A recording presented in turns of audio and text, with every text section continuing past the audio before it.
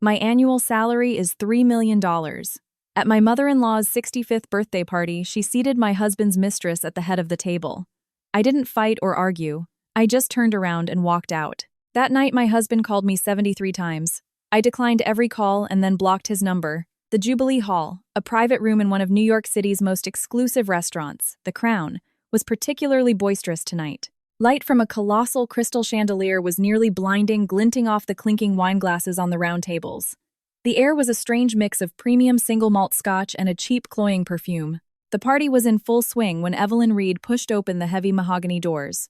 She wore a sharply tailored black Tom Ford suit and 7-centimeter Jimmy Choo heels, a polished mahogany gift box in her hand. A trace of fatigue touched her face. She had just wrapped a grueling 6-hour transatlantic merger conference call. But the powerful aura, honed by years at the top of her industry, was undeniable. The moment she entered, the clamorous hall fell into a sudden hush. Well, well, look who it is. If it isn't our busy little work bee, Evelyn, a sharp, piercing voice broke the silence. The speaker was the guest of honor, and Evelyn's mother-in-law, Sharon Miller. She was clad in a flashy, tasteless, deep red sequin dress, a thick gold chain around her neck. Her face was all smiles, but her eyes overflowed with displeasure. "Happy birthday, Sharon," Evelyn said, with a placid expression ignoring the barb in her tone. "There was a last-minute emergency at the firm. I'm sorry I'm late."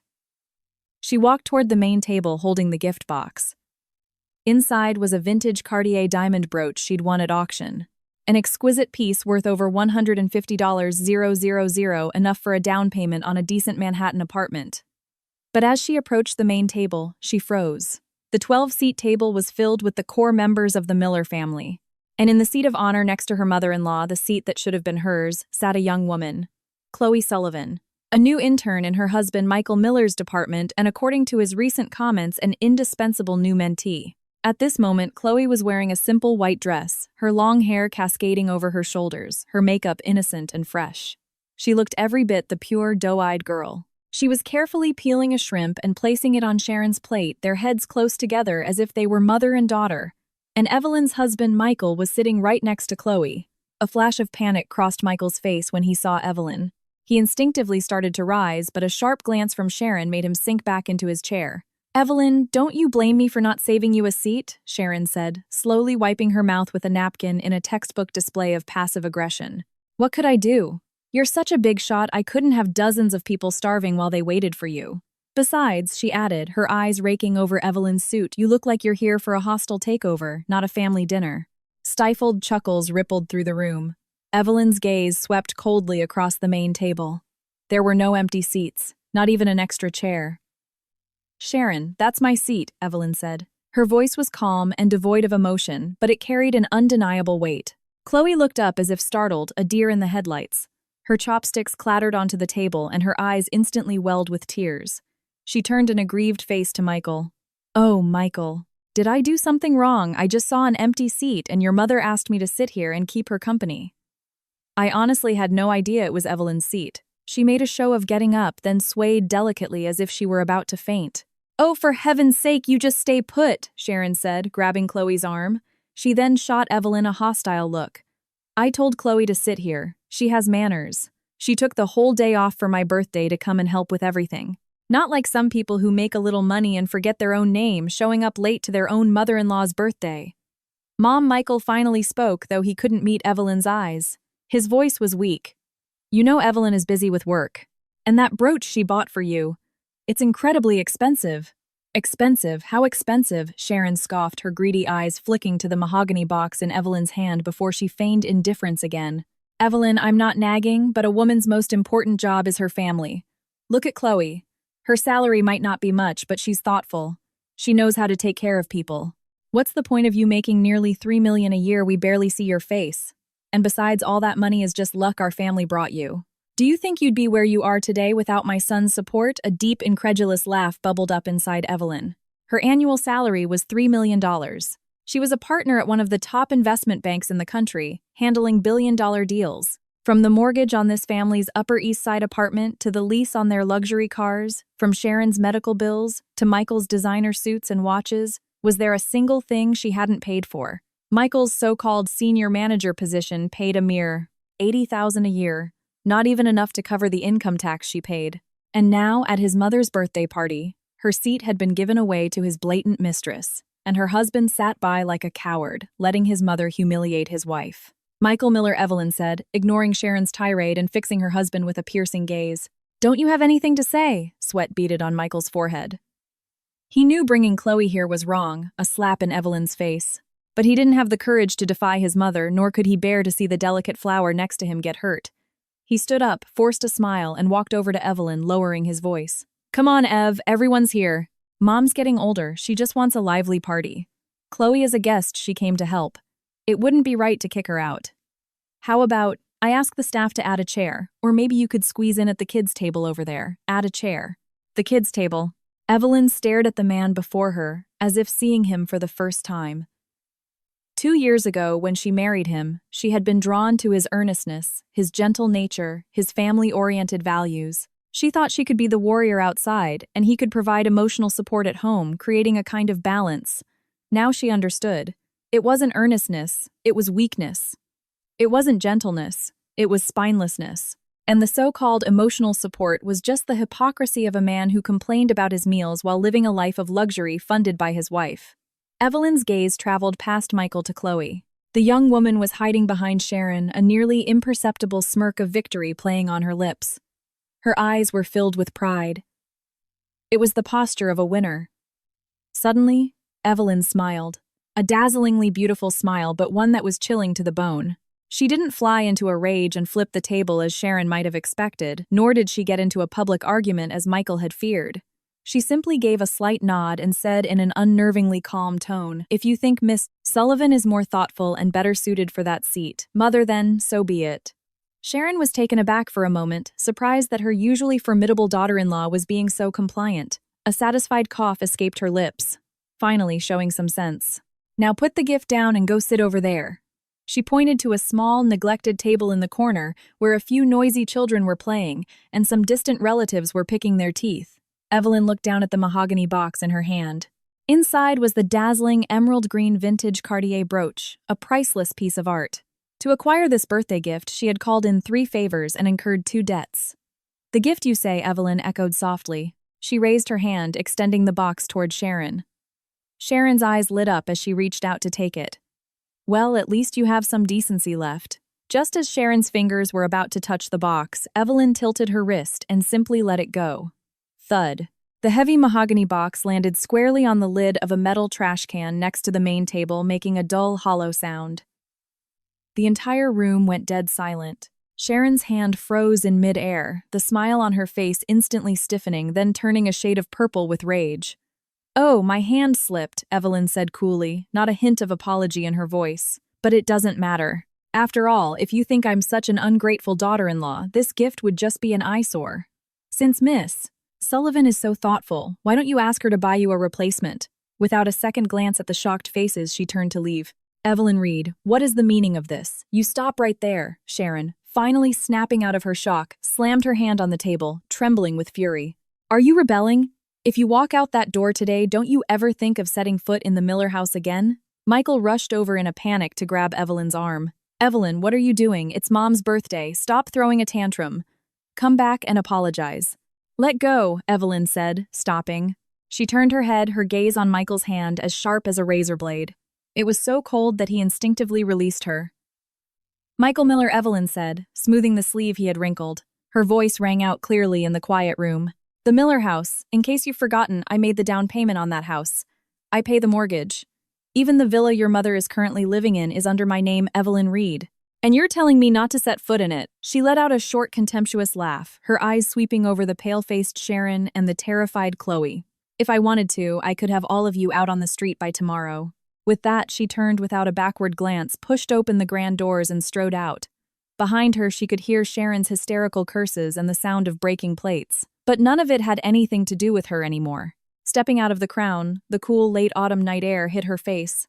Evelyn took a deep breath, feeling the toxic energy in her chest finally begin to dissipate. A valet quickly brought her black Bentley Continental GT, respectfully holding the door open. Evelyn slid into the driver's seat. The heavy door shut, sealing off the noise of the outside world, but it couldn't block the frantic vibration of the phone on the passenger seat. The screen lit up and went dark over and over. The caller ID husband seemed like a sick joke.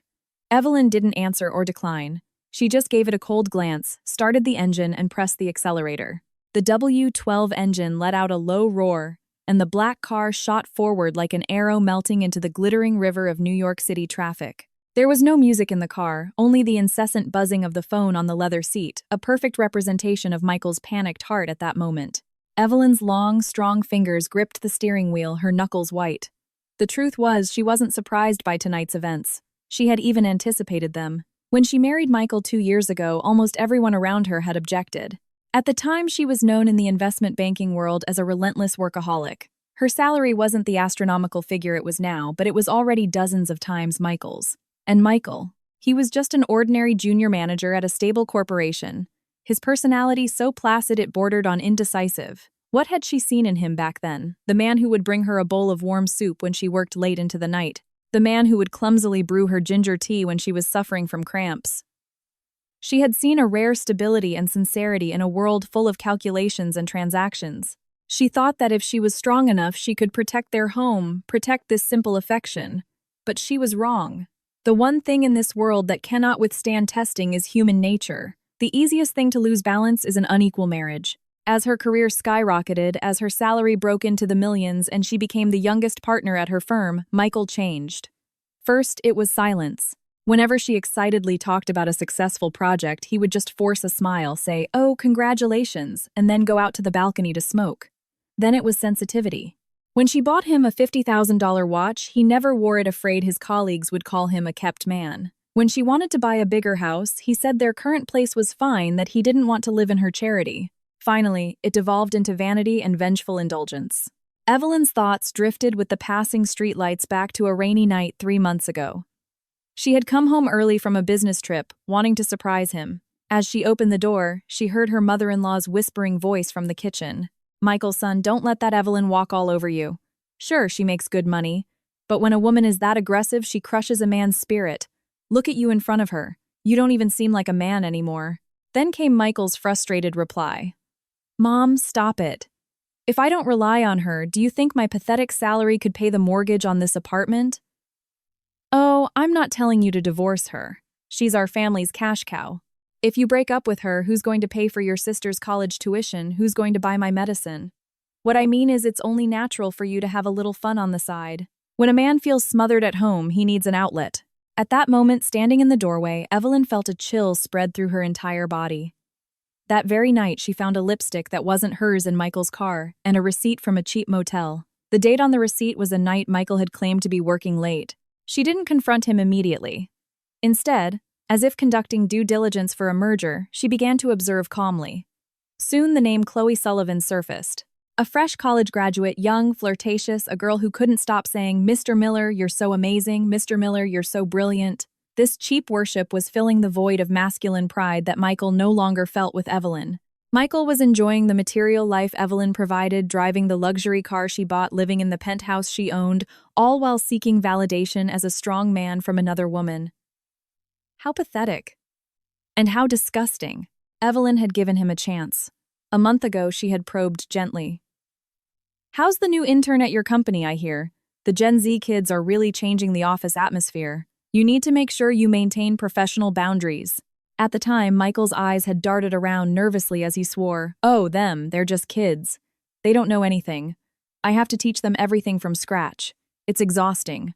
What kind of boundaries would there be to cross? Watching his clumsy performance at that moment, Evelyn's heart had died completely. She didn't expose him. She just quietly began preparations for asset division and instructed her assistant Sarah to start gathering evidence. She had wanted to end this marriage with a final shred of dignity. She had hoped they could part amicably. But tonight, the actions of Sharon and Michael had completely crossed her final line. Was that a birthday party? No, it was a meticulously planned compliance test. Sharon had deliberately invited the mistress, deliberately seated her at the head of the table to publicly humiliate Evelyn. It was to show her that in this family, no matter how much money she made, she had to bow to her mother-in-law. She had to tolerate her husband's infidelity. She had to lower her head. If Evelyn had tolerated it today, if she had sat at that corner table, then tomorrow Chloe would have been moving into her penthouse, sleeping in her bed and spending her money. And that coward Michael, who stood by and said nothing, would probably have been gloating internally, thrilled that two women were finally fighting over him. Evelyn let out a cold laugh and sharply turned the wheel. The car slid into the underground parking garage of a five-star hotel.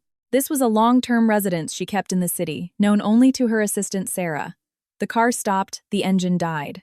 For a few seconds, the world was finally quiet. Then the phone on the passenger seat started vibrating madly again. Evelyn picked it up. The screen showed 72 missed calls. As she held it, the 73rd call came through. It was Michael again. Evelyn stared at the flashing name, the last bit of warmth in her eyes fading. She pressed the answer button, but said nothing. From the other end, Michael's anxious and slightly irritated voice burst out. "Evelyn, you finally answered. Do you have any idea how rude you were today?" Mom was so angry, her heart condition almost flared up. "Chloe has been crying nonstop, saying it's all her fault that you misunderstood. You need to come back right now. Even if you don't apologize, you need to come back and fix this situation. If you just leave like that, what will the relatives think? What will they think of our family? Of me." There was no concern for where she was. No question about whether she was safe. Only blame. Only his pride and his aggrieved little mistress. Evelyn listened quietly, a sneer forming on her lips. "Michael Miller," she said, her voice terrifyingly calm, cutting through his incessant complaints. "What? You have something to say. When are you coming back?" Michael paused, softening his tone slightly. "If you felt wronged, you could have come back, and I would have comforted you personally. Did you really have to make such a scene in front of everyone?" "There's no need," Evelyn said flatly. "What do you mean, no need? I don't need your comfort, and I don't need to go back." Evelyn saw her reflection in the car window. Her eyes were burning with ambition and determination. "Michael Miller, if you like that thoughtful Miss Sullivan so much, then I'll grant you your wish. That house, that bed, and your materialistic mother, I'll give them all to you." "Evelyn, what are you talking about? Don't be impulsive. What couple doesn't fight?" Michael finally sensed that something was seriously wrong. His voice began to tremble. "I mean," Evelyn said, enunciating each word with chilling clarity, "let's get a divorce." "Divorce?" Michael's voice went up an octave. "Are you crazy? Over something so trivial, Evelyn. Don't try to scare me with divorce. You're 30 now. What kind of man do you think you can find after a divorce? Some young kid who's only after your money?" Even at this moment, he was trying to manipulate her.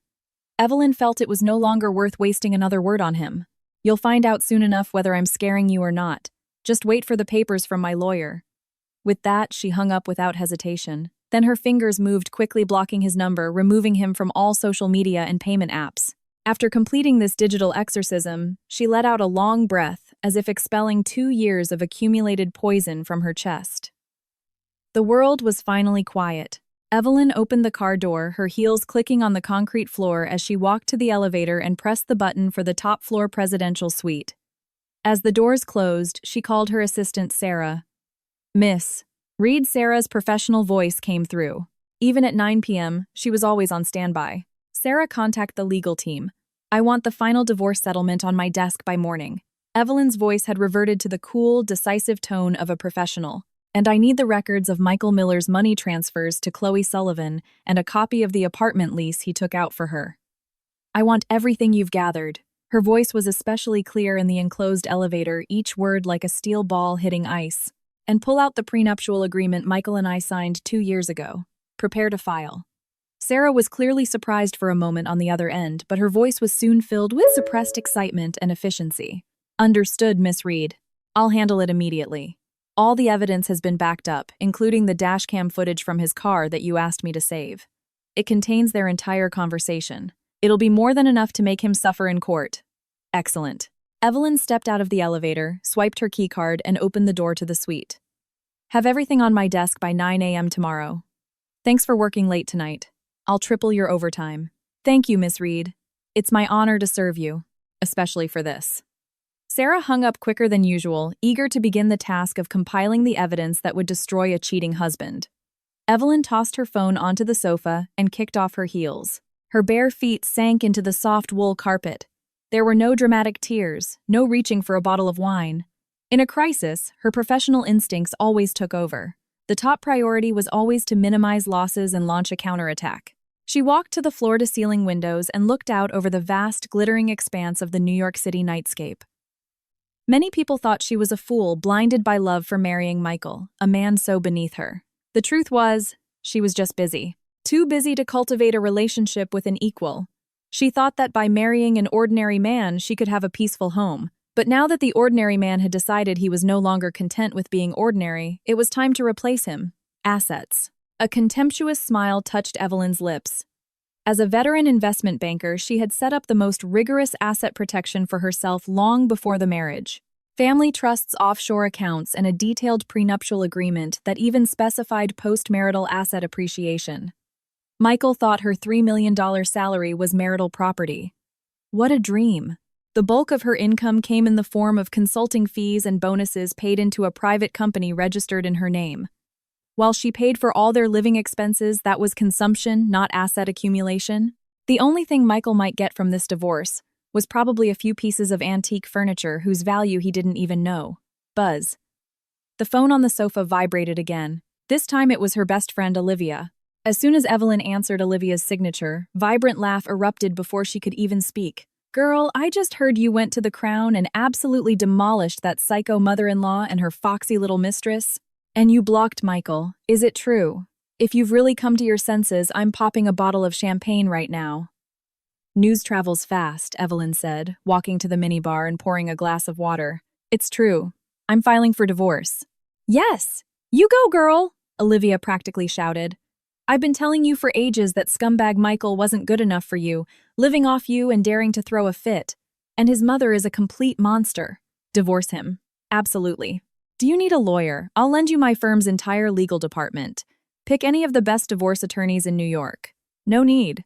My team is more than capable," Evelyn said, taking a sip of water. Her expression softened. "But there is one thing I need you to do. Anything. Just name it." "Spread a rumor for me," Evelyn said, her eyes narrowing as she watched the stream of headlights below. "That Evelyn Reed is struggling with domestic issues and it might affect her performance on the Olympus project." Olivia paused for a beat, then caught on. "You're fishing. Seeing how Michael will react when he thinks you're vulnerable? Or are you testing Sterling Enterprises' resolve?" Both Evelyn said coldly. "And who knows what other rats it might draw out of the woodwork." After hanging up, Evelyn didn't rest. She opened her laptop, the blue light of the screen reflecting on her beautiful but cold face. The document title read, "Project Olympus, Key Risk Assessment for a $10 billion merger." This was her most important project of the year, involving over $30 billion in capital. If she pulled it off, her position in the industry would be unshakable. She would be a legend. Michael Miller, he was just a bad debt on the balance sheet of her life. It was time to write him off. Losing precious sleep over him wasn't worth it. At the same time, in the Miller family's luxury apartment, the atmosphere was suffocating. Sharon was slumped on the sofa, clutching her chest and groaning. On the table beside her, the spurned mahogany box sat like a silent mockery. That Evelyn Reed. So out of control. "How could she humiliate me like that in front of everyone?" Sharon whined, glaring at her son. "Michael, look at your wife. What kind of behavior is that? I'm her elder. What's so wrong with asking her to give up her seat? Chloe is such a sweet girl. Why is she so determined to bully her?" Chloe was perched on a small nearby chair, her eyes red, sniffling, quietly. "I'm so sorry, Mrs. Miller. It's all my fault. I shouldn't have gone. And I shouldn't have sat there. Evelyn must be angry because of me. Maybe I should call her and apologize. Apologize for what Chloe's words only fueled Sharon's anger. She grabbed Chloe's hand. "You did nothing wrong. It's her fault. So petty and jealous. Michael, stop calling her. Let her stew for a few days." I refuse to believe it. A 30-year-old woman threatening divorce. What's she going to do? After a few days, she'll come crawling back, begging for forgiveness. Michael clutched his phone, running a frustrated hand through his hair. The 74th call went straight to voicemail. His text messages were marked with a damning red exclamation point. "Mom, can you please be quiet for a minute?" he finally snapped. "Do you know how much that brooch cost? $150,000. And she just threw it away. That means she's serious this time. $150, 000. Sharon's eyes went wide, and she greedily stroked the mahogany box. That ungrateful. Well, she gave it to me, so it's mine now. At least she has that much sense. The point isn't the brooch. Michael paced the living room anxiously. She blocked me. On everything. If she really files for divorce. He looked around the lavishly decorated apartment, thought of the Porsche in the garage. Without Evelyn, all of this would disappear. So what? Sharon waved her hand dismissively. Let her divorce you. My Michael is handsome, a senior manager at a big company. Finding another wife is no problem. Besides, legally in a divorce, assets are split 50/50. She makes so much money you could get tens of millions. Then you can marry Chloe with that money. It'd be much better than living under her thumb, wouldn't it? At the mention of tens of millions, Chloe's previously downcast eyes lit up. She shyly glanced at Michael. An idea flashed through Michael's mind. Right. Evelyn was rich. Even in a divorce, he could get a massive settlement. With that kind of money, why did he need to cater to her? The thought made Michael's anxiety fade, replaced by a secret greed and misplaced confidence. Fine. Let her stew, Michael said through gritted teeth. I'll go to her office tomorrow. I'd like to see her dare to kick me her own husband out in front of all her employees. The next morning, in the heart of New York's financial district, Evelyn, dressed in a crisp white power suit and flawless makeup, strode into her company's lobby. The entire hall seemed to brighten with her presence. Good morning, Miss Reed. Morning, Miss Reed. Employees paused to greet her, their eyes filled with awe. Evelyn gave a slight nod, walking with an unwavering pace toward her private elevator. Sarah was already waiting by the door, holding a thick stack of documents. Miss Reed, here is everything you requested, Sarah said in a low voice, handing her a blue folder. All of Michael's infidelity evidence and the copy of the prenuptial agreement. The legal team has also drafted the divorce papers. They are ready to be served at any time. Good work, Evelyn said, taking the folder without a glance and tucking it under her arm.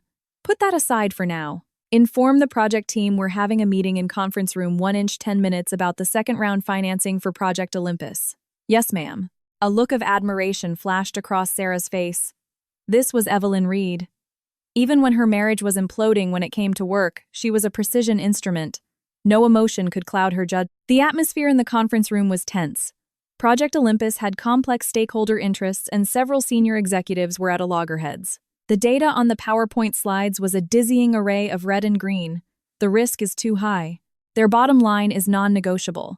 They're squeezing our profit margin to almost nothing, a VP said, wiping sweat from his brow. If we don't take it, our competitor will. We'll lose 3% of market share, another director countered. Amidst the debate, Evelyn remained silent. She held a pen in her hand, her cool gaze fixed on the K-line chart on the large screen. Suddenly, the pen in her hand stopped. Click. A soft, sharp sound. The conference room immediately fell silent. Increase the discount rate on the cash flow projection in the third spreadsheet by 0.5%. Evelyn's voice was quiet, but it carried an authority that could not be defied. And I want a deep dive into the hidden debt of the target company's subsidiary. Focus on 3 specific overseas transfers they made this quarter. The team was momentarily stunned, then fingers flew across keyboards. 2 minutes later, the VP gasped. My God, Miss Reed, you're a genius.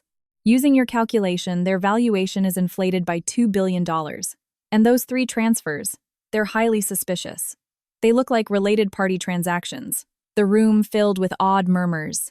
The way everyone looked at Evelyn shifted from respect to outright worship. With a single glance, she had seen through the deception hidden in a multi-billion-dollar project. This was the capability a $3 million salary bought. Evelyn closed her folder and stood up. Redraft the proposal. We're lowering our offer by 15%. If they refuse, let them know. Sterling Enterprises is also very interested in this project. They'll know what to do. With that, Evelyn walked out of the conference room, followed by the admiring gazes of her team. The sound of her heels on the marble floor was firm and decisive. She had just returned to her office and hadn't even had a sip of water when the internal line from the front desk rang. Miss Reed, we have a problem. The young receptionist's voice was panicked. There are some people downstairs causing a huge disturbance. They claim to be your family and are demanding to see you. Security can't stop them. The older woman, she's lying on the floor and rolling around. Evelyn's hand holding the phone tightened, her eyes instantly turning icy. Family. An older woman in a tacky sequin dress, a young woman and a man in glasses. Yes, that's them. The receptionist was almost in tears. The grandmother has a megaphone and is shouting that you're ungrateful, driving your mother-in-law to her death and trying to ruin your husband.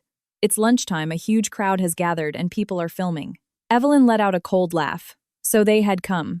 With Michael unable to reach her, the loose-lipped Sharon couldn't hold back. She hadn't expected them to be foolish enough to cause a scene in the middle of the financial district. Did they think this was a flea market where they could get what they wanted by throwing a tantrum? Stay calm, Evelyn's voice was soothing. Tell security not to forcibly remove them, just maintain order. And have Sarah meet me downstairs with the USB drive I prepared. Yes, miss. Read. Hanging up, Evelyn walked to the full-length mirror and adjusted her collar. The woman in the mirror had perfect makeup and sharp eyes, with no trace of the fear one might expect from a so-called family scandal. Since they were so eager to offer up their faces for slapping, she wouldn't be polite. The downstairs lobby was chaos. Sharon was splayed on the floor, wailing a portable megaphone, amplifying her shrill voice to a deafening volume. Oh, the injustice. Everyone come and see. This is the multi-million-dollar executive Evelyn Reed, so glamorous on the outside but rotten to the core. My son, who I raised with my own blood, sweat, and tears, married this heartless monster. She's cheating on him with another man. And now that she's found someone new, she wants to abandon her husband. She's trying to kick a poor widow and her son out onto the street. Michael stood nearby.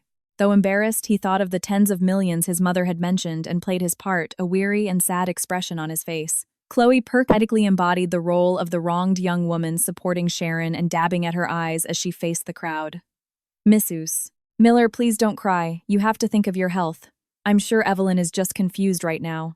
She's so successful, she probably looks down on ordinary people like us. The crowd of onlookers grew their whispers, turning into judgments. Wow, isn't that Evelyn Reed, the goddess of investment banking? I can't believe her private life is like this. You really can't judge a book by its cover. Trying to evict her own mother-in-law. Look at that poor old woman. Guess it's not easy being married to a powerful woman.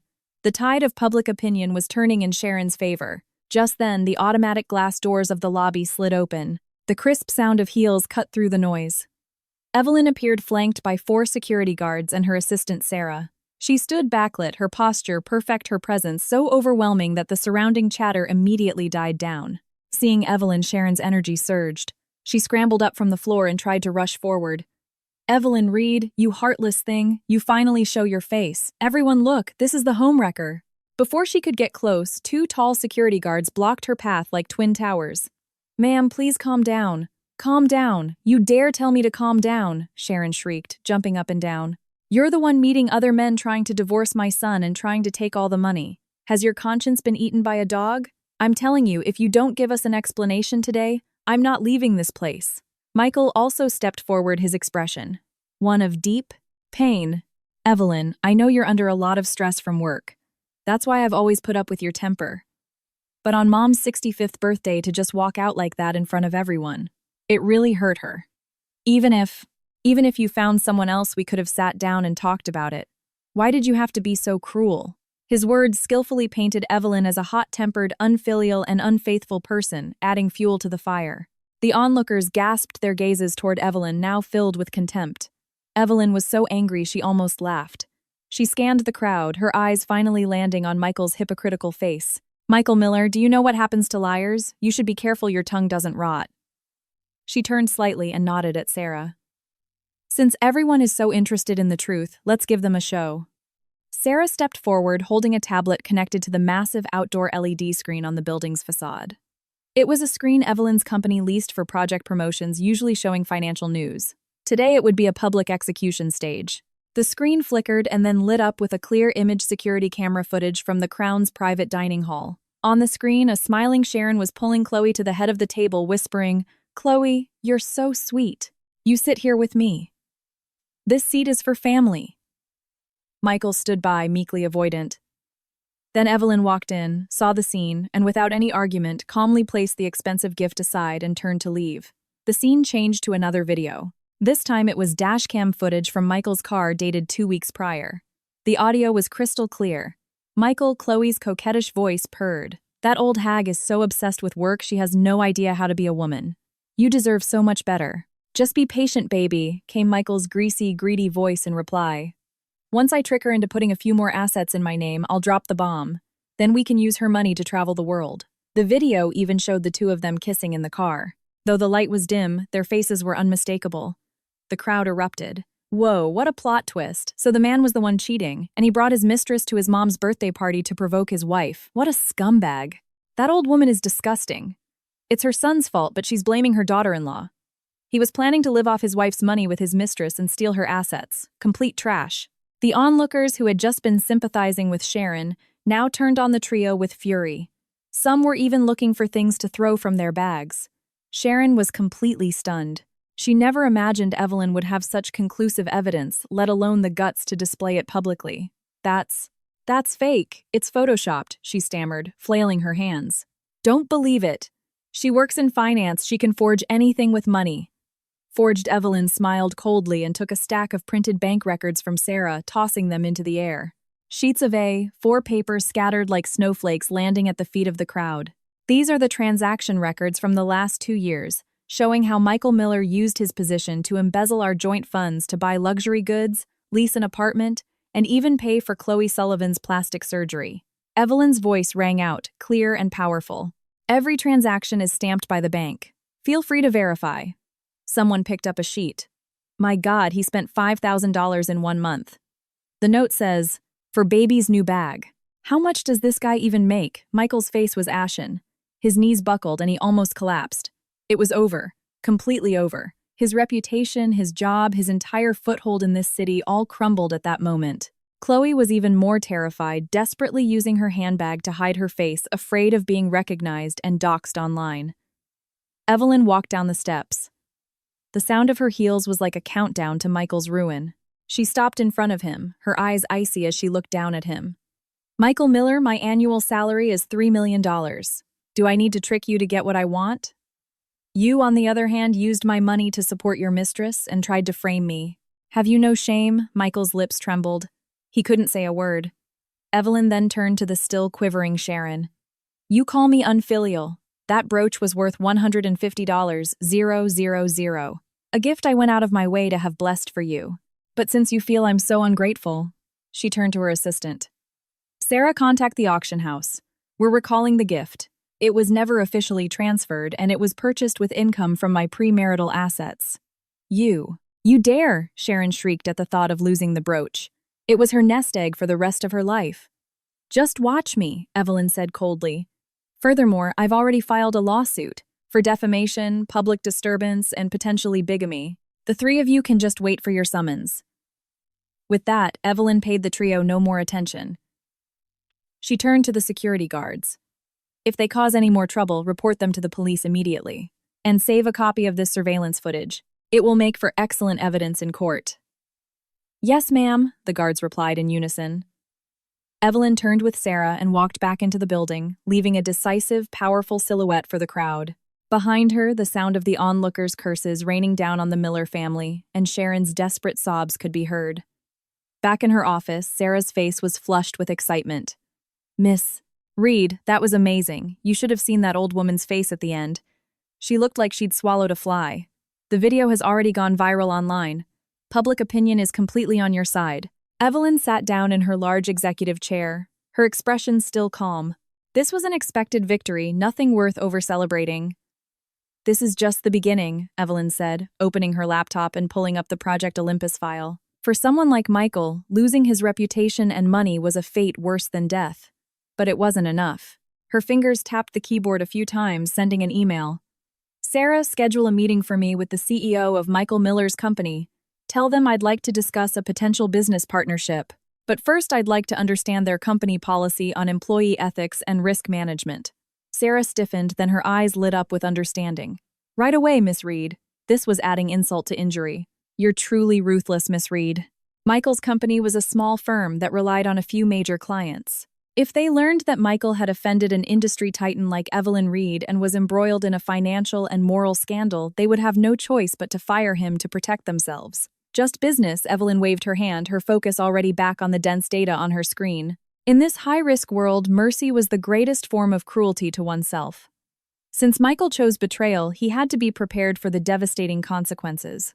Downstairs, the crowd finally dispersed. Michael sat on the edge of a planter, completely dazed, his tie askew as if he'd been in a fight. Sharon was still muttering curses nearby. That damn Evelyn Reed. How could she be so heartless? My brooch, my money. Chloe stood to the side, looking at the pathetic mother-son duo, no longer bothering to hide her contempt. She thought Michael could handle Evelyn or at least secure a massive settlement. Now, not only was there no money, but she was also caught up in the scandal. Several colleagues had already texted her asking if she was the shameless mistress in the video. Her reputation at the company was ruined. "Michael Miller, you said you could handle her," Chloe finally shrieked. "Now look, the whole world knows I'm a mistress. How am I supposed to show my face anywhere?" Michael jumped to his feet, glaring at her with bloodshot eyes. "You dare blame me? If you hadn't insisted on sitting in that seat at dinner, would any of this have happened? My fault." Chloe pointed at herself in disbelief. "Your mother told me to sit there. It's all because you're incompetent. You can't even control your own wife. You had to lean on me. Now that things have gone wrong, it's my fault. Shut up." Michael stood up and raised his hand as if to strike her. "Go on, hit me." "I dare you," Chloe said, jutting her face forward. "Michael Miller, if I happen to be pregnant with your child, you'll regret it for the rest of your life." Even though it was a fabrication, the mention of a child made Michael's hand freeze in midair. Just then, his phone rang. It was the head of HR from his company. A sense of doom churned in Michael's stomach. He answered with a trembling hand. "Michael Miller, in light of your serious personal misconduct, which has had a severe negative impact on the company's reputation, the board has decided to suspend you from your duties effective immediately. Please return to the office to hand over your work. We will also be conducting a full audit of all accounts you have managed." The call ended with a dull click. Michael's hand went limp. The phone fell to the pavement, the screen shattering. Suspension. Audit. It was over. The fake receipts he had submitted to reimburse Chloe's expenses. They would never stand up to scrutiny. If proven, that was embezzlement. That was jail time. A wave of unprecedented terror washed over Michael. His legs gave out and he sank to the ground, his eyes vacant. Not far from him, Chloe watched this scene unfold, her eyes darting quickly. Michael was clearly finished. She had to find a way out for herself. Maybe that USB drive can be used for something else, she thought. Chloe looked at Michael's slumped form. The last trace of affection in her eyes rapidly cooled, replaced by cold calculation. She felt the backup USB drive in her purse. It was her insurance policy in case Michael ever tried to abandon her. It contained all the evidence of his infidelity over the past year, all the times he had used the company card to please her, all the kickbacks he'd received. It was originally leverage to force him to marry her. Now it was her last lifeline. Chloe's voice was suddenly sharp and cold. Michael, still reeling from the shock of his suspension, looked up blankly. "Chloe, what are we going to do?" "They're going to audit the books. Those receipts. Those receipts were signed by you. What do they have to do with me?" Chloe took a step back, crossing her arms and looking down on him. "Michael Miller, my career is gone, and the apartment belongs to Evelyn Reed. What do you have left? Nothing but a mountain of debt." Michael was stunned, unable to believe this was the same sweet, helpless girl who used to worship him. "Chloe, what are you saying? We're in this together." "Who's in this with you?" Chloe sneered, not bothering to hide her contempt. "I'm the victim here. An innocent young woman who was deceived and emotionally manipulated by her married boss. Since you can't give me a future, let's settle the present." She held out her hand. "For the last year I've been with you for my emotional distress, and for my wasted youth. Compensation. A total of $50,000. Give me the money, and I'll disappear. I'll never bother you again." Sharon, who had been listening blankly, shot up as if electrocuted at the mention of money. $50,000. "You shameless hussy. Are you crazy? You seduced my son, and now you're demanding money? I'll kill you." Sharon rushed at her, but Chloe easily dodged. No longer playing the victim, Chloe pulled a small recording pen from her purse and waved it. "Don't waste your energy, old lady. I also have recordings of Michael using company money to buy you that massage chair and pay for the repairs on your old house. If you don't pay up, I'll send this evidence straight to his company's audit team. Then it won't just be a suspension. You can look forward to visiting your son in prison." Her words struck Michael like a lightning bolt. He trembled, pointing a shaking finger at Chloe. You planned this from the beginning. What choice did I have? A woman like Evelyn Reed is too powerful. To play in her league, I needed an insurance policy," Chloe said, primping her hair and reverting to a smug attitude. "I'll give you 3 days, $50,000 in my account, or we both go down together." With that, she turned and walked away from the mess, ignoring Sharon's wails and Michael's desperate gasps, leaving Michael and his mother like two piles of trash abandoned in the glittering financial plaza. Meanwhile, on the 38th floor of the office building, an atmosphere of quiet victory prevailed. Evelyn stood by the window looking down at the ant-like crowd scattering below a cup of black coffee in her hand, her face impassive. "Miss," Reed, that was a magnificent victory, Sarah said, still giddy with excitement. The PR team says public opinion is completely on our side. Several media outlets want an exclusive interview about how a modern woman should handle a marital crisis. Decline them all, Evelyn said, turning and placing the cup on her desk.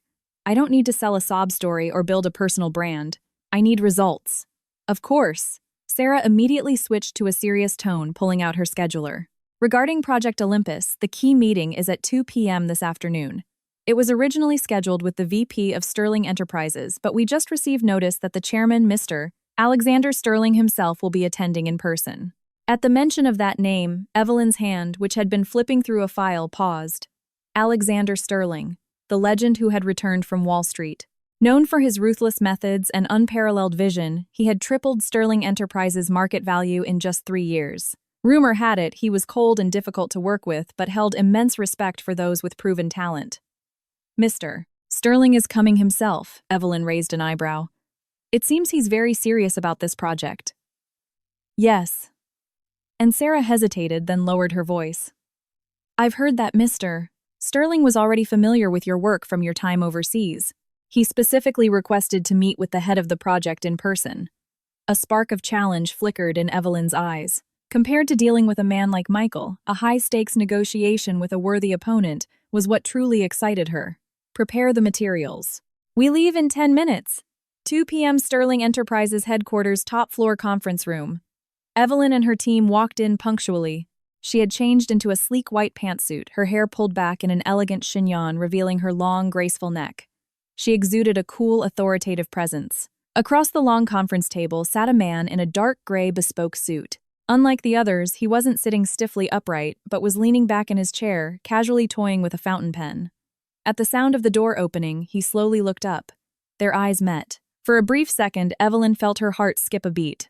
The man had strong, defined features. His deep brown eyes were like a bottomless pool, analytical and sharp, but as they met, hers a barely perceptible smile touched their corners. Miss Reed. It's an honor to finally meet you, Alexander Sterling said, standing up and extending a hand with gentlemanly grace. Mr. Sterling, the pleasure is all mine, Evelyn replied, shaking his hand. His palm was broad and dry, the grip firm and respectful. As the meeting began, Evelyn demonstrated the absolute mastery that had made her a top partner. From macroeconomic analysis to project risk assessment and detailed financial modeling, she spoke fluently the data at her fingertips, her logic irrefutable. She deftly handled several sharp questions from the Sterling team and even turned the tables by pointing out flaws in their existing proposal. The room was filled only with her clear, powerful voice and the rustle of papers. Alexander remained mostly silent, just watching her. His gaze was focused and deep, as if he weren't observing a business partner but appraising a rare masterpiece. As the meeting drew to a close, Evelyn closed her file and looked confidently at the head of the table. Mr. Sterling, this is our proposal. I trust you won't find a firm in this city better equipped to handle Project Olympus. A short silence fell over the room. All eyes turned to Alexander, awaiting his final decision. He put down his pen, a faint smile on his lips. Miss Reed, your proposal is indeed flawless. However, his tone shifted, his gaze becoming more meaningful. I hear you're currently dealing with some personal matters. I need to know if this will affect the project's timeline. Sterling Enterprises can't afford a partner who is distracted by domestic issues. Evelyn's eyes narrowed. Was he questioning her professionalism or was he testing her limits? The atmosphere in the room froze. Sarah clutched her pen nervously. But Evelyn just smiled, a light, unruffled expression. Mr. Sterling, your information is accurate. But I must make a correction. I am not dealing with personal matters. I am liquidating a bad asset. She looked him straight in the eye, her gaze unwavering. Just as a successful project requires divesting from non-performing assets, so does a successful life. A timely write-off is essential for future growth. As for whether it will affect my work, she gestured to the flawless presentation on the screen. I believe the last 90 minutes have already provided the best answer. A deep look of admiration filled Alexander's eyes. Liquidating a bad asset. Well said. He began to clap. Miss Reed, you live up to your reputation. We would be delighted to work with you. Following his lead, the room erupted in thunderous applause. Evelyn let out a quiet breath, the tension in her shoulders finally easing. After the meeting, as Evelyn was about to leave, Alexander stopped her. Miss Reed, if you're not busy, might I treat you to dinner tonight? There are a few details I'd like to discuss one-on-one. Evelyn's first instinct was to refuse, but considering the deal had just been sealed, she knew that relationship management was key. She nodded. I'd be honored. Meanwhile, on another side of the city, Michael Miller was hitting one dead end after another. To raise Chloe's blackmail money, he called every friend in his contact list. Hey Mark, it's Michael. Listen, I'm in a bit of a tight spot, was wondering if you could lend me some. Click. Yo, Steve, remember that project last year? I really helped you out. Mike, you know the market. Times are tough for me too. Gotta go. The so-called friends who used to drink with him and pat him on the back now avoided him like the plague, having heard the news of his suspension and falling out with Evelyn Reed. This was reality. Michael sat in a dark, dingy rental room, not daring to face Sharon's nagging. He stared at the endless payment reminder messages on his phone, clawing at his hair in despair. His credit cards were maxed out. Payday loan apps rejected him. Was he really going to have to wait for Chloe to report him and go to jail? Just then, his phone pinged. A new friend request on a messaging app. The profile picture was black. The note contained only 2 words, get even. On a strange impulse, Michael accepted. A message came through immediately. Want revenge on Evelyn Reed, want to take back what's yours. Michael's fingers trembled as he typed a reply. Who is this? The reply was swift. The enemy of my enemy is my friend. I know Evelyn Reed is having dinner with the chairman of Sterling Enterprises at Cloud9 tonight. This is your last chance. Either beg her for forgiveness or ruin her. A photo followed showing Evelyn and Alexander walking out of an office building side by side. They looked like the perfect power couple. Alexander was even holding the car door open for her. The image stabbed at Michael's eyes. Jealousy, rage, and bitterness roiled in his chest, twisting his face into a grotesque mask. Why? Why was his life in ruins while that woman could so casually move on to a bigger, better prospect? You did this to me, Evelyn Reed. Michael stared at the screen, a crazed light in his eyes. He fumbled in a drawer and pulled out a box cutter he used for opening packages. Slipping it into his pocket, he pulled on a baseball cap and melted into the night. At Cloud9 restaurant, the soft strains of a violin filled the air. It was one of the city's top French restaurants with a stunning view of the river. Alexander was elegantly cutting his steak, making light conversation. I hear you're a wine connoisseur, Miss Reed.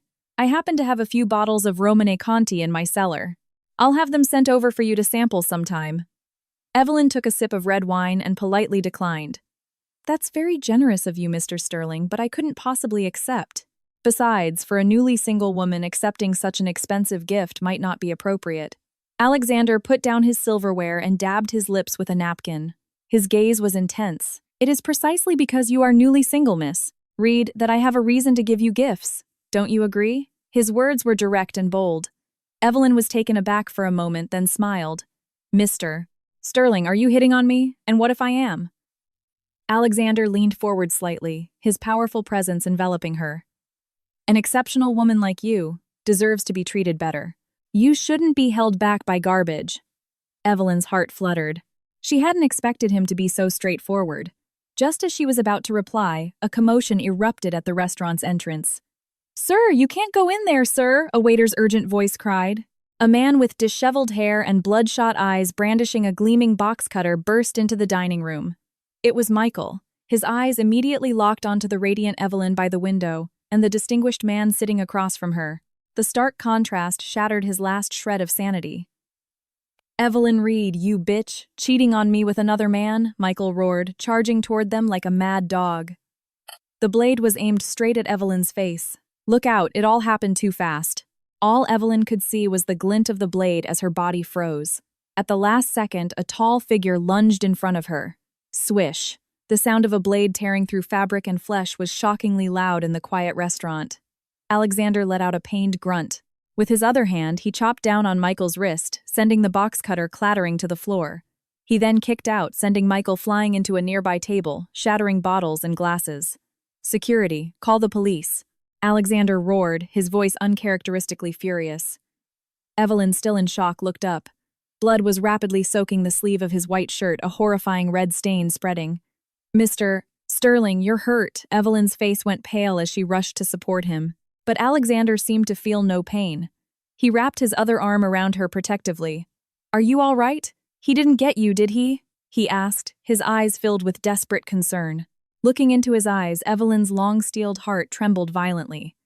Michael, pinned to the floor by security guards, saw this and let out a desperate, crazed laugh. "Ha ha ha, you're worried about him, Evelyn Reed. You're actually worried about another man. You cheated too. You're just like me. You're dirty too." Evelyn turned her head. Her gaze toward the man on the floor was as cold as if she were looking at a corpse. If there had been any lingering shred of pity for their past, Michael had just personally destroyed it. "You had a chance to walk away. You chose this path. This is no longer just a divorce. This is attempted assault. Michael Miller, I hope you enjoy the rest of your life in a prison cell." 10 minutes later, outside, Cloud9 police sirens tore through the night. Several armed officers stormed the restaurant and subdued the screaming Michael. The cold click of handcuffs sealed his fate. "Let me go. I was framed. It was a domestic dispute. You can't arrest me," Michael struggled, his face pressed against the cold marble floor, his features twisted demonically. "Evelyn Reed, you venomous snake! You'll rot in hell!" Evelyn stood watching coldly, not even looking at him directly. She turned her full attention on Alexander's bleeding arm, her voice trembling slightly. "Sarah, cooperate with the police, provide the security footage. We're pressing charges for attempted murder. And call an ambulance. Right now." "We don't need an ambulance, it'll be too slow," Alexander said. Though his face was pale, he was surprisingly calm. He gently patted Evelyn's shoulder with his uninjured hand. "My driver is downstairs. Let's go to the nearest private hospital." Evelyn pressed her lips together and silently supported his good arm. "I'm coming with you." The emergency room was filled with the smell of disinfectant. When the doctor cut away Alexander's shirt sleeve, a gash nearly 4 inches long was revealed. The cut was deep, the flesh torn. Evelyn gasped at the gruesome sight, her heart feeling as if it were being squeezed by an invisible hand. If that blade had hit her face, the consequences would have been unimaginable. "This is going to sting, Mr. Sterling. It needs stitches," the doctor said, wincing sympathetically. But Alexander didn't flinch. His gaze was fixed on Evelyn, who stood beside him, pale and trembling. He managed a faint smile.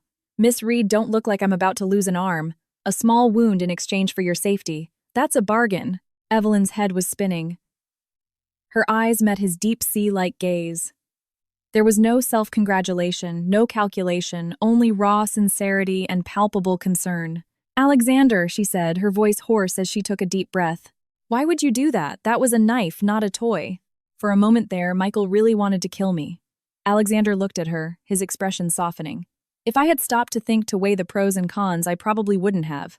But in that moment, it was instinct." Instinct. The word struck Evelyn's heart hard, creating a crack in the fortress she had built around it. Throughout her marriage, Michael had always been the one hiding behind her, needing her protection.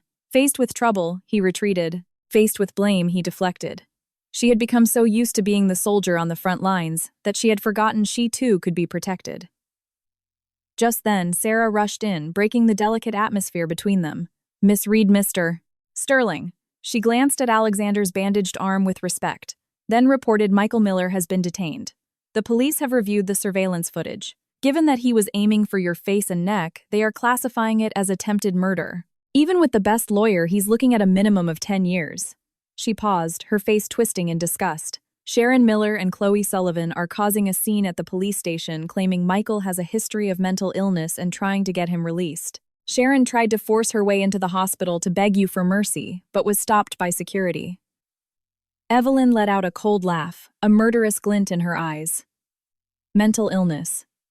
Creative. Tell the lawyers not to accept any form of settlement.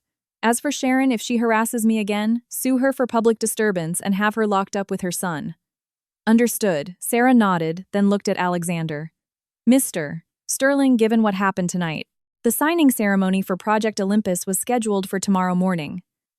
Considering your injury, perhaps we should postpone it." "No postponement," 2 voices said in unison. Evelyn looked at Alexander, frowning. "You have 12 stitches. The doctor said you need to rest. This is not the time to talk about work." But Alexander was resolute. "Project Olympus involves multiple stakeholders. A single day's delay invites more risk. Besides," he said, looking at Evelyn meaningfully, "it's my left arm that's injured. My right hand has no problem signing." More importantly, his gaze deepened. "I don't want anyone to think that Evelyn Reed's business partner would back down because of a minor incident. I want all of New York to know Sterling Enterprises is your most steadfast ally." Evelyn was speechless. Even while injured, his first thought was of her professional standing and the stability of their project.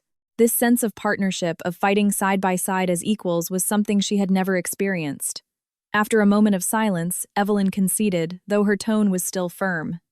The signing can happen tomorrow, but the venue is changed to this hospital. I'll have my legal team bring the documents here. A smile spread across Alexander's face, his eyes filled with affection. As you wish, Miss Reed. The next morning in the VIP suite of a private hospital, a unique signing ceremony took place. There were no flowers, no red carpet, no flashing cameras, but the key executives from both companies were present, creating a solemn and tense atmosphere. When Alexander fluently signed his name with his uninjured right hand and stamped the Sterling Enterprises seal on the contract, the weight that had been pressing on Evelyn's shoulders finally lifted. The $10 billion project was officially launched. This signified that after liquidating her draining marriage, her career had not only survived but had soared to new heights. After the executives left, only Evelyn and Alexander remained in the room. Sunlight streamed through the blinds, casting a warm glow on Alexander's pale face. "Thank you," Evelyn said, looking at him, her voice sincere. "For last night and for today." "If it's just verbal thanks, I don't need it," Alexander said, leaning back against his pillow. "But if Miss Reed wouldn't mind, could you peel an apple for me? It's a bit difficult with one hand." Evelyn smiled and began skillfully peeling an apple from the fruit basket. "I've always wondered," Alexander said, suddenly watching her. "A woman as intelligent and discerning as you. What did you ever see in Michael Miller?" Evelyn's hand paused for a fraction of a second, then continued moving. Her voice was calm, as if telling someone else's story. "I was young. I mistook obedience and compliance for love. I thought that by marrying an ordinary man, I could have an ordinary, simple life. It was only later that I realized, a worthless marriage doesn't bring you stability. It just drags you down." She finished peeling the apple, cut it into slices, and handed it to him. "But I should thank him. He made me realize what I truly want." And now, Alexander took the apple but didn't eat it, his gaze fixed on her. "What kind of partner do you want now, Evelyn?"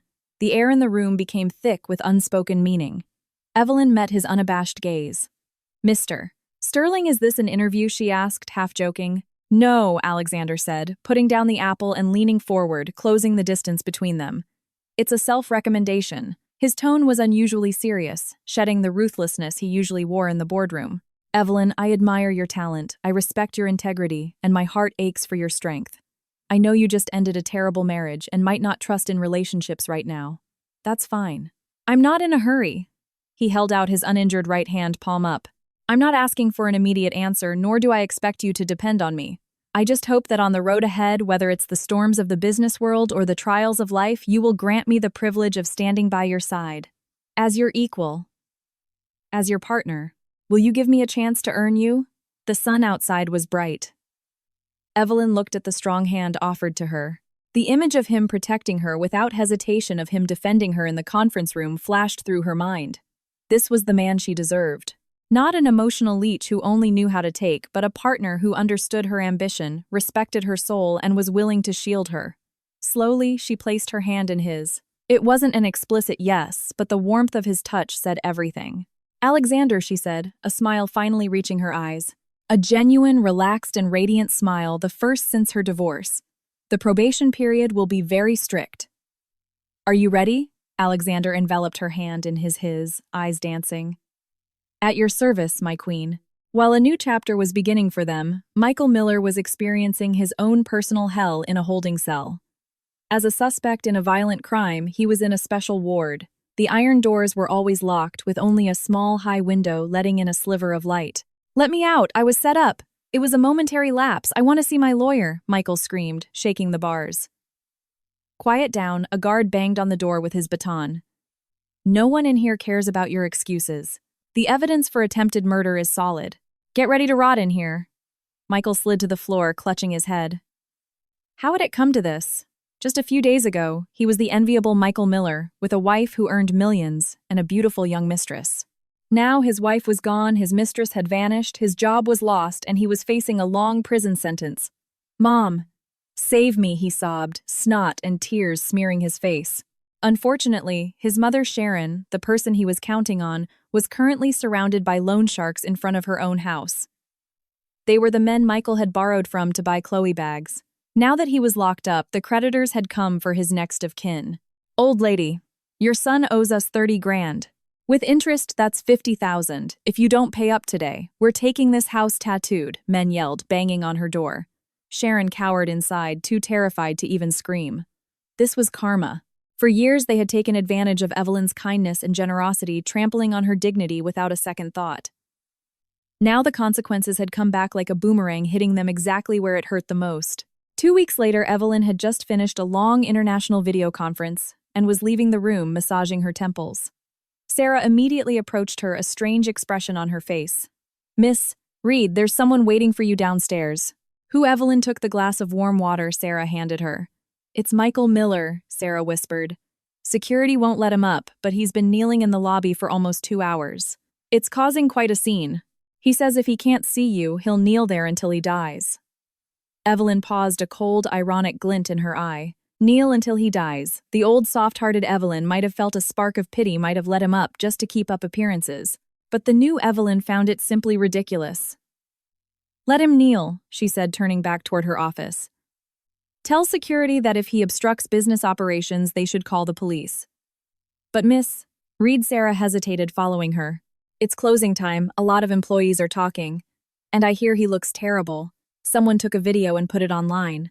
Most of the comments are condemning him, but a few soft-hearted people are saying, 'You're being too cruel.'" Evelyn stopped and turned her gaze cold. "Cruel, Sarah. You need to remember this, Mercy. To your enemy is cruelty to yourself. But since he's so desperate to see me, let's grant him his wish."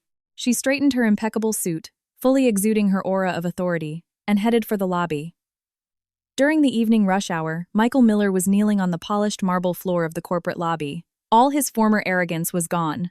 The designer suit Evelyn had once bought him was now a rumpled, stained rag. He was unshaven, his eyes sunken. He looked 10 years older. Employees walked past, pointing and whispering. "Isn't that the cheating husband from last time? How can he be so shameless as to show his face? Here I heard he got fired and is drowning in debt. Serves him right. To have a wife like Reed and throw it all away for an intern. What an idiot." Michael heard the whispers, and shame burned him. But he didn't dare get up. This was his last chance. The past 2 weeks had been a fall from grace. He was detained for assault, then released on bail, but his company immediately fired him and blacklisted him throughout the industry for his embezzlement and misconduct. The loan sharks were even more terrifying. To pay them back, he sold his car and even stole the deed to Sharon's old house to use as collateral, but it was a drop in the bucket. And that damn Chloe had disappeared with his money, rumored to be working in some sleazy club down south. He had nothing left. He had no choice but to come back like a stray dog and beg Evelyn. Michael's eyes lit up as he saw the authoritative figure emerge from the elevator. He crawled forward on his knees. "Evelyn, you've finally come to see me." Evelyn stopped 3 meters away, looking down at him as if he were a piece of non-recyclable trash. "Michael Miller, if you're here to film a melodrama, you've picked the wrong audience." Her voice was quiet, but it had the authority to silence the bustling lobby. "Evelyn, I was wrong." "I was so wrong," Michael cried, tears streaming down his face. "I've had a lot of time to think. I was a fool. I was bewitched by that witch, Chloe. I've completely cut ties with her. All I can think about now is how good you were to me. Let's start over, please." He tried to grab the hem of her suit, but a security guard quickly stopped him. "Start over," Evelyn laughed as if she had heard the world's biggest joke. "Michael Miller, do you have amnesia? 2 weeks ago in that restaurant when you rushed at me with a knife, were you thinking about starting over then? Or does your starting over just mean finding an ATM to pay off your debts?" His true motives, exposed, Michael's face fell. "No, that's not it. I really love you, Evelyn. We were married for 3 years. For the sake of our past, please just give me one more chance. I swear I'll listen to you. I'll be your slave." "Stop," Evelyn cut him off coldly. "Your love is too cheap for me to afford. And as for our 3 years..." She took a step forward, the sound of her heels on the floor like blows to Michael's heart. "On my mother-in-law's birthday, when I was being humiliated by everyone, when your mother was treating your mistress like a guest of honor, you stood by and said nothing. At that moment, our 3-year history died. Michael Miller, adults have to pay the price for their choices. You chose betrayal and vanity, and now you have to live with the consequence of having nothing. Don't you dare dream that I will be your savior." She turned to the head of security. "From now on, if this man appears within 500 meters of this building, report him to the police immediately and press charges for harassment. And save today's security footage. If any misleading rumors appear online, we will take legal action." "Yes, Miss Reed," the guard replied crisply. At his signal, several guards moved in, grabbed Michael, and began to drag him out like a sack of garbage. "Evelyn Reed, you can't be so heartless. You'll regret this. I'm your husband." Michael's desperate screams echoed through the lobby, but they no longer stirred a single emotion in Evelyn's heart. She turned and walked to her private elevator. Sarah followed closely, her eyes shining with adoration. "Miss Reed, that was just epic. That's exactly how you deal with trash like him." Evelyn's expression was placid, as if she had just dealt with a minor inconvenience. "Epic. That was just loss management." The elevator doors closed, shutting out the noise. Evelyn looked at her sharp professional reflection in the mirrored walls and let out a long, slow breath. It was finally completely over. With the Michael Miller saga behind her, Evelyn had little time for reflection. Project Olympus was entering a crucial phase. At 8 p.m. in Alexander Sterling's office, he was reviewing a progress report sent by Evelyn. The bandage on his arm was gone, replaced by a small, waterproof dressing. "Your efficiency is truly remarkable, Miss Reed," he said, closing the file and looking up with a smile. "In just 2 weeks, not only have you won over the most difficult investors, but you've also secured government permits ahead of schedule." "You flatter me, Mr. Sterling." "With Sterling Enterprises investment, it's my duty to deliver satisfactory results," Evelyn replied, professionally, though her tone was softer than before. During his recovery, Alexander had quietly used his resources to clear obstacles for her, a silent, powerful support that gave her a sense of security she had never felt before. "Now that work is out of the way, shall we move on to personal matters?" Alexander's tone shifted. He stood up and leaned against his desk, a casual posture. Evelyn raised an eyebrow. "Personal matters. I heard Michael Miller caused a scene at your office today," Alexander said lightly, though a cold glint appeared in his eyes. "Do I need to have someone create some more trouble for him? Perhaps his loan sharks could be a bit more persistent." Evelyn smiled. "You're very well informed, but it's fine, thank you. He's a social pariah now. Not worth you dirtying your hands. Besides," she added, meeting his gaze, "I've already given him my final answer. From now on, our lives are parallel lines that will never intersect." "Good," Alexander nodded. He pulled a small, elegant velvet box from his pocket and handed it to her. "What's this?" Evelyn asked, surprised. "Open it." She took the box and opened it. Inside was a stunning, uniquely designed diamond necklace. The main stone was a rare pink diamond surrounded by smaller white diamonds in the shape of a soaring phoenix. "I bought it at an overseas auction. It's called Phoenix Ascent," Alexander said, his gaze deep and steady. "I thought it was a perfect fit for you right now. Reborn from the ashes, more brilliant than ever before." Evelyn's heart trembled. Phoenix Ascent. This wasn't just a necklace. It was proof of his understanding of her journey. He understood her pain, but more importantly, he understood her pride. "Alexander, this is too much," she said instinctively, trying to refuse. "Accept it," he said, placing his hand over hers. His palm was warm. "Consider it a gift to celebrate the successful first phase of Project Olympus, or a small bribe during my probation period." His deep eyes were filled with a playful, affectionate light. Evelyn looked at him, the defensive walls around her heart softening once again. She took the necklace, and instead of refusing, she turned, lifted her hair, and exposed her elegant nape. "In that case, would you put it on for me?" A smile bloomed in Alexander's eyes. He took the necklace and gently fastened it around her neck. The tips of his fingers brushed against her warm skin, sending a subtle spark between them. Click. The clasp was fastened. He didn't immediately pull away, instead leaning in to whisper in her ear, "It's beautiful. You're even more beautiful wearing it, Evelyn." The warm breath on her ear sent a blush creeping up her cheeks. Just then, there was a knock on the office door. "Mr. Sterling, there's an urgent document that needs your signature." The door opened, and Alexander's secretary saw the intimate scene, nearly dropping her file.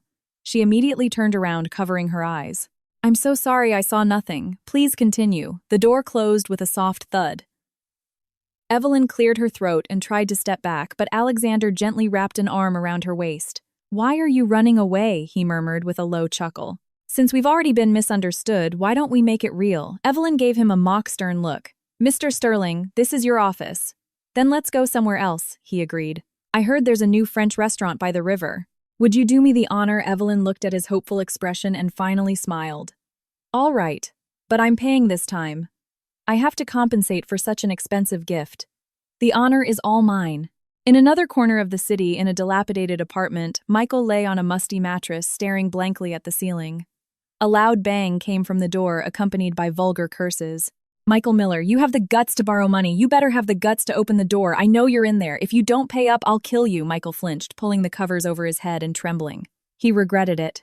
He truly regretted it.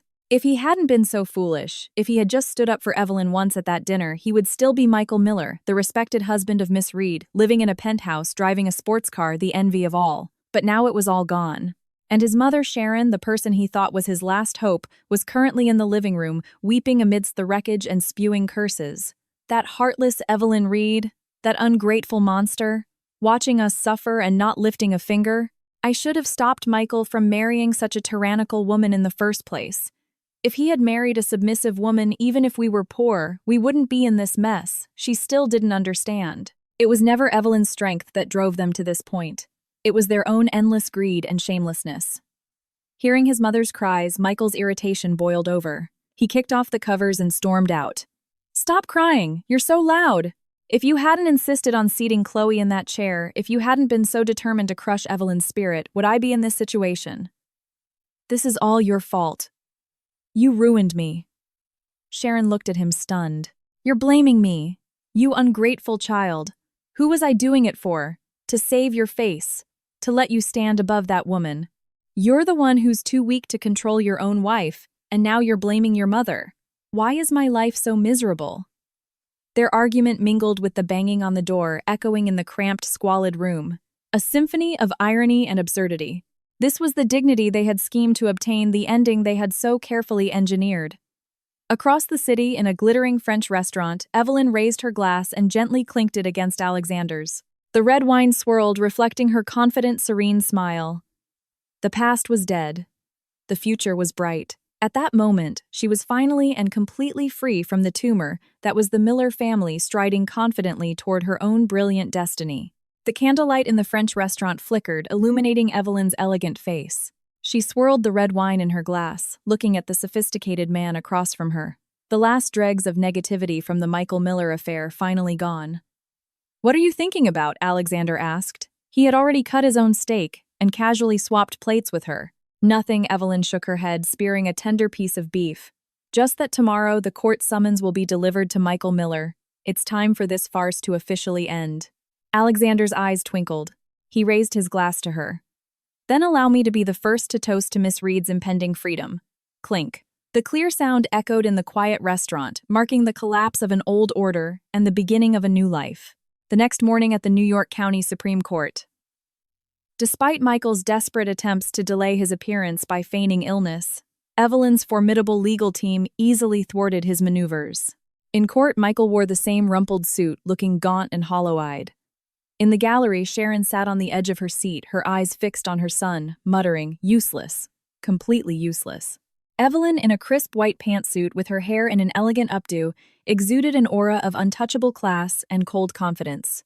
She sat at the plaintiff's table, not once, glancing at Michael. Your Honor, Evelyn's lawyer, announced in a clear, ringing voice. Regarding the defendant Michael Miller's fault in the breakdown of the marriage, his improper disposal of marital assets, and his severe misconduct, the plaintiff's side has submitted complete and irrefutable evidence. Exhibit A. Records of the defendant's one-year affair with a third party, Chloe Sullivan, including text messages, hotel receipts, and numerous intimate photographs. Exhibit B. Bank transaction records showing the defendant's unauthorized withdrawal of over $320,000 from the plaintiff Evelyn Reed's personal accounts for luxury purchases and personal expenses for the third party. Exhibit C. The official police report and medical assessment of the defendant's attempted assault with a deadly weapon.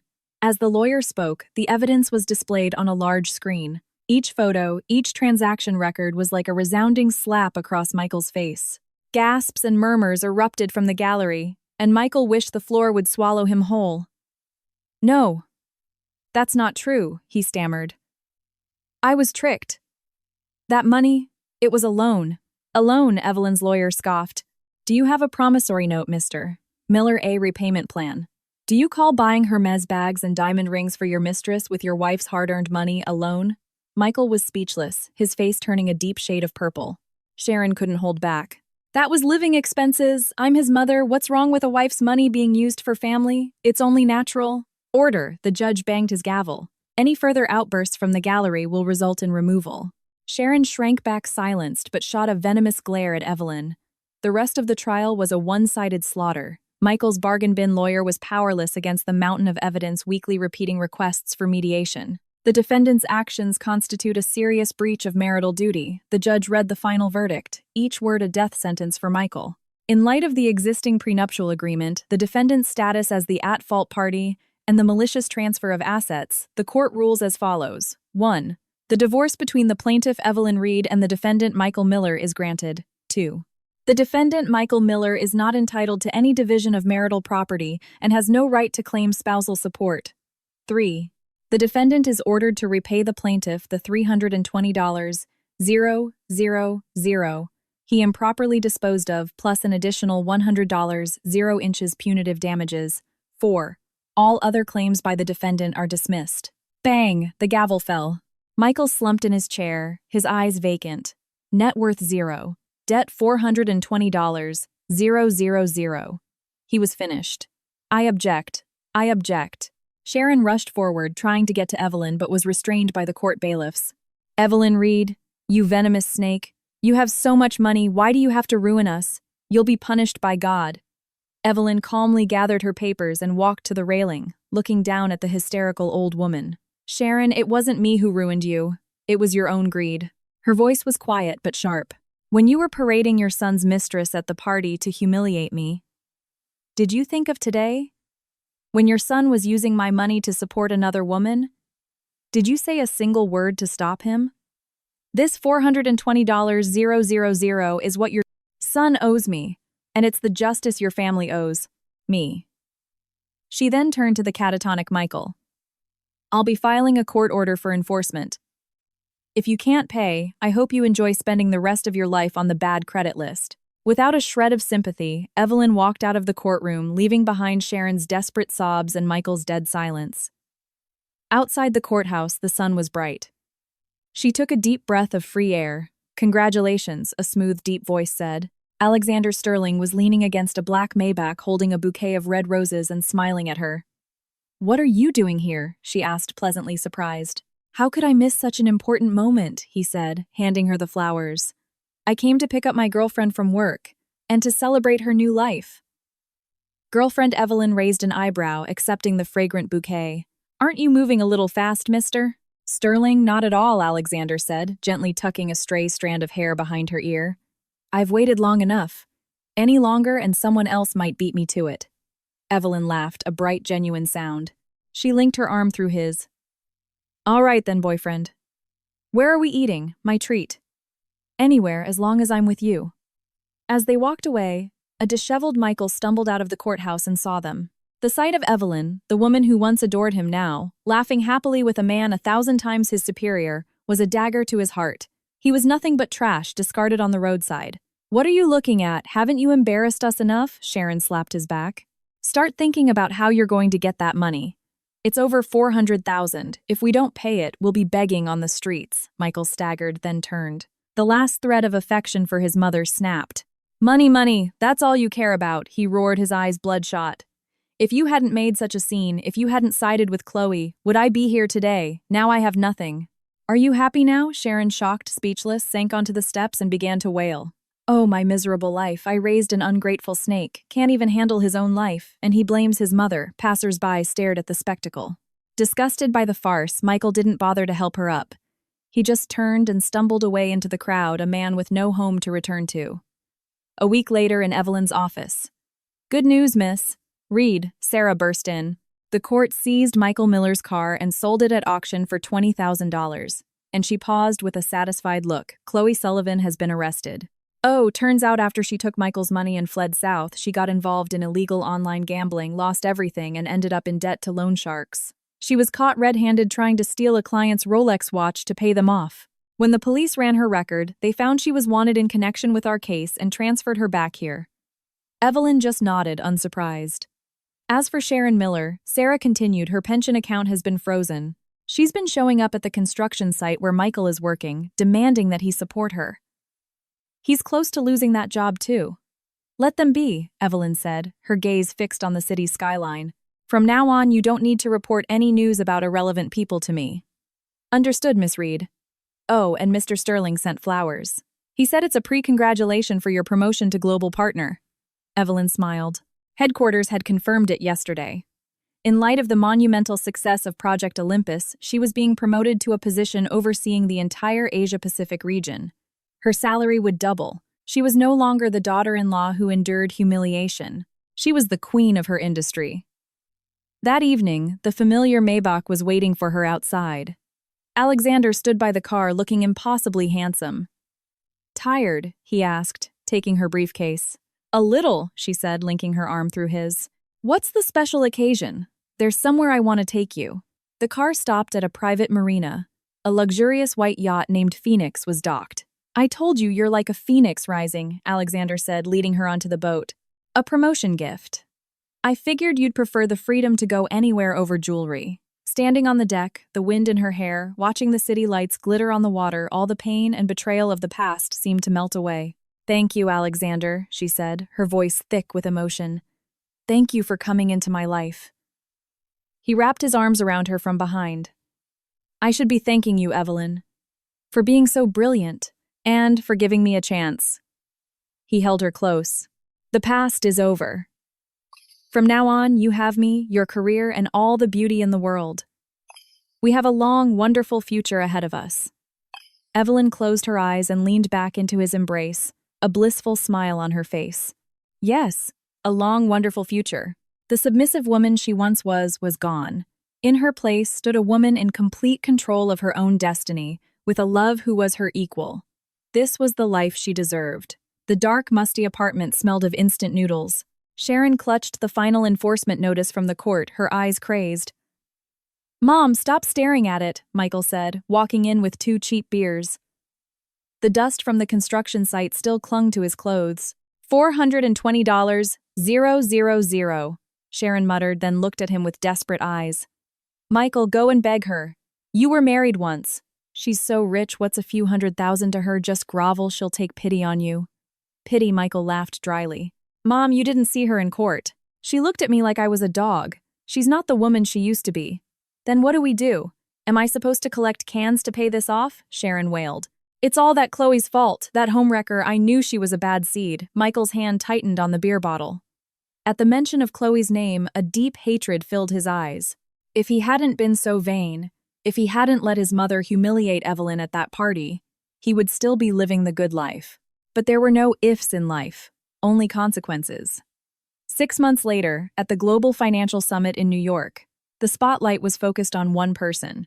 And now, please welcome the winner of this year's Most Influential Investor Award and our keynote speaker, global partner at TS Aspen, Miss Evelyn Reed. Amid thunderous applause, Evelyn walked onto the stage in a deep blue suit, radiating power and confidence.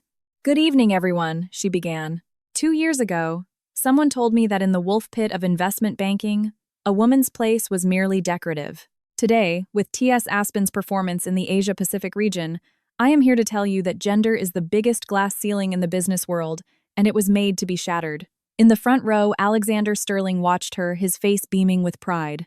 This was his love, his queen. Later at the reception, a commotion at the door drew everyone's attention. A ragged, desperate-looking man was trying to force his way in. Let me in. I need to see Evelyn Reed. I'm her ex-husband. It was Michael. He looked like a completely different person, broken and crazed. Evelyn, you're so rich. Why did you have to ruin me? My mother is sick. She needs surgery. Just give me 50,000. No, 10,000. Please, I'm begging you. The crowd murmured in disgust. Evelyn turned her expression unreadable. She walked towards him, her voice as cold as ice. Michael Miller, this is a financial summit, not a public restroom for you to air your dirty laundry. Evelyn, please help me, he wailed. The foreman at the construction site ran off with our wages. My mom had a stroke. You used to feed stray cats, remember? You're a kind person. Think of it as charity. Kindness is reserved for those who deserve it, she said. She turned to a security guard and handed him a business card. Please enhance security. We can't have such filth contaminating the event. As she turned to leave, Michael, seeing all hope was lost, pulled out a rusty utility knife. If you won't let me live, then we all die, he screamed, lunging at her. In a flash, Alexander was there. A swift kick broke Michael's wrist, sending the knife flying. In a second, he had Michael pinned to the floor, his voice a low, dangerous growl. You want to die. Security guards swarmed in and dragged the screaming Michael away.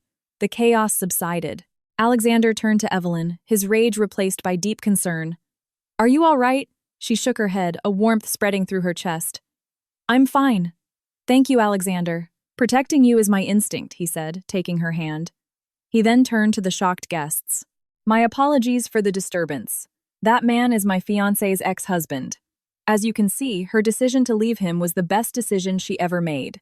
Fiancée Evelyn looked at him surprised. Alexander smiled, and then dropped to one knee. He opened a small velvet box, revealing a brilliant pink diamond ring. Evelyn, I was going to wait, but that moment just now made me realize I don't want to wait another second. I want to officially stand by your side to protect you from every storm. Will you marry me? Tears filled Evelyn's eyes. This man had healed her, had shown her what true love and partnership were. The room erupted in applause. Marry him, marry him. With a radiant smile, she nodded. Yes. A month later, Michael Miller was sentenced to 5 years in prison for attempted murder. Sharon, homeless and alone, ended up in a public shelter. Chloe was still serving time for theft. The villains had received their just desserts. And Evelyn stood in the T.S. Aspen headquarters, looking out over the city. On her desk lay a wedding invitation, with her and Alexander's names. Her phone rang. It was a text from Olivia. Yes, girl. This is the ultimate girl boss ending. So proud of you, Evelyn smiled. Alexander appeared in the doorway, the sunlight framing him like a halo. Ready to go, future Mrs. Sterling, he asked, holding out his hand. She walked over and placed her hand in his. Always. Outside, the sun was setting, painting the sky in gold and rose. Her golden age was just beginning. 1 year later, the wedding of the century was taking place at the peninsula. The guest list was a who's who of the business world. Evelyn, in a breathtaking custom-made gown, walked down the aisle toward Alexander. 2 years ago, she had walked out of a party alone in humiliation. Today, she was walking toward her future, surrounded by love and respect. As they exchanged rings, she whispered, "Thank you for showing me that the best love is a partnership, an equal footing where we build each other up." In a grim corner of the city, in a prison visitation room, Sharon looked at the hollowed-out shell of her son. "Michael, my son," she sobbed. "I'm living in a basement eating scraps." "Isn't that what you wanted, Mom?" he replied, his voice dead. "You're the one who started all this. You ruined me." The visitation time was over. As Sharon walked out of the prison, the news on a public screen showed Evelyn's wedding. The headline read, "Queen of Investing Evelyn Reed marries Sterling Group, gives billions in dowry." Sharon stared at the screen, tears of bitter regret streaming down her face. If only she had shown her daughter-in-law an ounce of respect. In another part of the city, Chloe was washing hair in a cheap salon, her hands rough and chapped from the harsh shampoo. She saw the same news report, the same beautiful bride. The cheap towel in her hands fell to the floor. The woman she once scorned was now living a fairy tale, while she who had bet everything on her youth and cunning was trapped in a nightmare. 5 years later, Evelyn, now a legend in her field, was wrapping up a meeting. "Miss Reed, here is the schedule for the next quarter," said her assistant Sarah, now a senior partner herself, placing it on her desk. Evelyn smiled. "And please cancel my appointments for tonight. It's my daughter's birthday." Just then, the door burst open and a little girl in a pink dress ran in. Mommy Evelyn's face lit up as she scooped her daughter into her arms. "Sweetheart, what are you doing here? Daddy's here to pick you up." Alexander stood in the doorway, holding Evelyn's favorite matcha cake. He had only grown more handsome with age. "Mrs. Sterling, would you care to join me for dinner?" he asked with a warm smile. Evelyn, holding her daughter, walked over and kissed him. "The honor is all mine." Outside the window, the setting sun bathed the city in gold. The pain of the past was long gone, replaced by a look more brilliant and fulfilling than she could have ever imagined. She had learned that true strength was not about never getting hurt, but about carrying your scars and still running forward. And that true happiness was not about relying on someone, but about knowing you had your own bread and finding a wonderful person to share it with. This was Evelyn Reed's perfect ending.